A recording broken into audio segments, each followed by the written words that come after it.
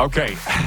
Arash Madani joins us now on video chat to talk NFL Championship Sunday. And I apologize, my guy. I thought, were you in Baltimore? Were you in San Francisco? Where were you on Sunday? I was in Baltimore yesterday. I thought you were. Somebody told me you're in San Fran. I saw all the purple in your video. Okay, I apologize. Go. What if I told you, Rod, that Kansas City and their high-power offense with Mahomes and Kelsey, etc., would be shut out in the second half and would win? What if I told you that coming into the game? Yeah. With the NFL MVP, with the number one rushing offense in the league, blah, blah, blah, blah, blah, blah, blah. So much is about 15 and 87, and I get it. Mahomes and Kelsey are right there with Montana and Rice and Brady and Gronk and Aikman and Nervin and Bradshaw and Stallworth, whatever you want to say.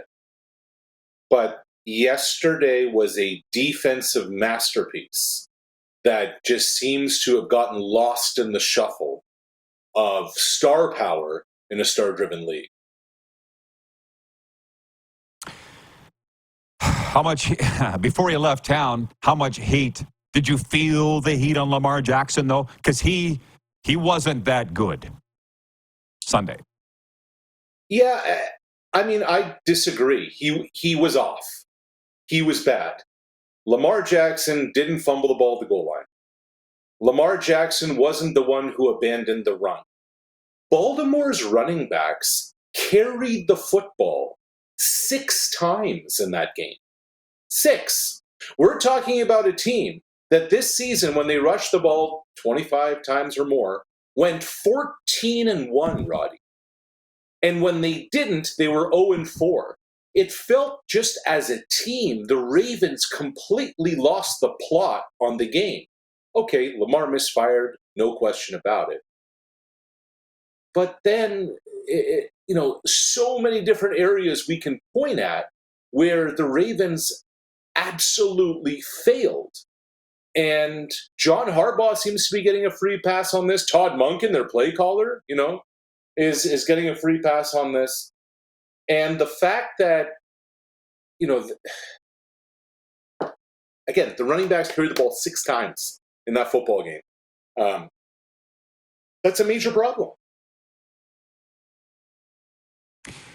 Thoughts on San Francisco opening as a 1-point favorite in Super Bowl 58 at our official betting partner, Bet Regal? That the Niners are favored at all is a surprise to me. Yeah, I know where you're coming from. When was the last time San Francisco played a good, clean, thorough football game? I don't know. The Kansas City story is amazing because if you go back to Christmas night, they lose to the Raiders, and it's that stretch of time where Casey's lost 3 out of 4, where they're begging for flags on a Sunday night against Green Bay and they don't come, where the Kadarius Toney lined up offside penalty against Buffalo happens, and Andy Reid gets fined, and Patrick Mahomes throwing stuff and having a tantrum. And then against a division opponent on Christmas night, they only scored 2 touchdowns. And Roddy, they dropped to 9-6, and you're starting to wonder, is this it? Is the era over? And they haven't lost since. So to answer your question, I don't know what to make of the line, because I don't know what to make of Brock Purdy in these playoffs. He hasn't looked good. San Francisco's defense has just been an adventure, and yet they find themselves in the Super Bowl against a team that 5 weeks ago we thought was basically on life support. Get in, get hot. It's the tournament, right? Get healthy, and you just never know what's going to happen. I thought the Chiefs were done that night that you're talking about, and I think they relish in people thinking that. You've been around these guys your whole life just like me. They love being disrespected because they want to come out and jam it down your throat, right? They live for that, which kind of dovetails me a bit into the Dan Campbell situation.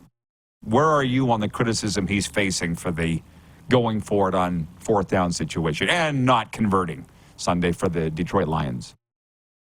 I have a lot of thoughts on it. Before we get into Campbell, you know what I find amazing is that, you think about how a football game unfolds and how a football game is won and lost. It wasn't Dan Campbell's fault that Reynolds dropped 2 wide open balls that completely changes the complexion of the football game. That's not on Dan Campbell, okay? When San Francisco's kind of in the ICU in the third quarter, down 24-10, deep ball from Purdy for IU, it wasn't Dan Campbell's fault that the ball literally went off Kindle Vildor's face mask and hands and into the hands of Ayuk that leads to a touchdown. That's not on Dan Campbell either. It was a calamity of errors across the board in that second half. They get outscored 17-zip in the third quarter. They just couldn't get out of their own way in the fourth. Now, the field goal decisions, I understand. But I watch a lot of NFC North football, Roddy, as you know. You see the purple Vikings pillow behind me. This is who the Lions have been all year. This has been their DNA. This is what's gotten them here. And for good and for bad. Remember Thanksgiving against Green Bay? Faking a punt deep in their own territory? This is what you do.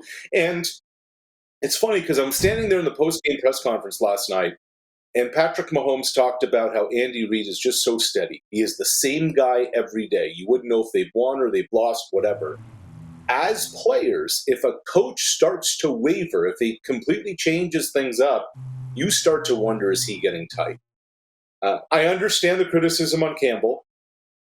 I understand it's not week 8. It's the NFC Championship game. Go up 3 scores, take the points, tie the game. But I also understand where they were coming from. And I also know that Detroit, there were a lot of people who contributed to the Lions completely melting down that second half, and it wasn't just the head coach. Yeah. A lot of drops, as you say. For the sake of our Vikings fan viewers, of which we have a lot, do you think Kirk Cousins is back? What's the scuttlebutt? I think he is going to be back. I think he's going to be back because I think the Vikings are going to pay him. His dead cap number is significant if they don't. I think they looked at it this year and said, okay, well, Mullins didn't work and Dobbs didn't work and Jaron Hall's not ready and we want to be somewhat competitive. We need him. You look around the league, what else is out there that's available to them? I think Cousins wants to be there, and as long as they pay him, I think he's going to return. I also don't know where else he's going to go. Obviously there's going to be offers and opportunities, but this could be Cousins' 3rd straight year in the same offense, which he has not had ever in his career. And that continuity coming off an Achilles can help him. Basically at this point, he is a year-by-year guy. Going into free agency after the 24 season. Gotcha. Hey, while I have you, because I don't know if I'll talk to you before Super Bowl 58, you are hereby cordially invited to join us at the Clark County Amphitheater. Lee Steinberg, Ryan Leaf, and myself, Earl Campbell, and the Sober Bowl. I'll be moderating a panel there. It goes all day leading up to the game. So, I'll send you transportation. We got your ticket. Whatever you need, my dog, you're invited, okay? I appreciate it. It'll be great to see you. I also love to meet Ryan Leaf. I was born in Pullman, Washington, so deep down I'm a Coug, and I still remember my dad on January 1st screaming for my sister and I to come downstairs because the mighty Cougs were in the Rose Bowl, and Ryan Leaf got the Cougs there. So it'll be great to see you and visit with the crew. All right, my man. Thanks for this. Appreciate it, Arash. See you in Vegas, Roddy.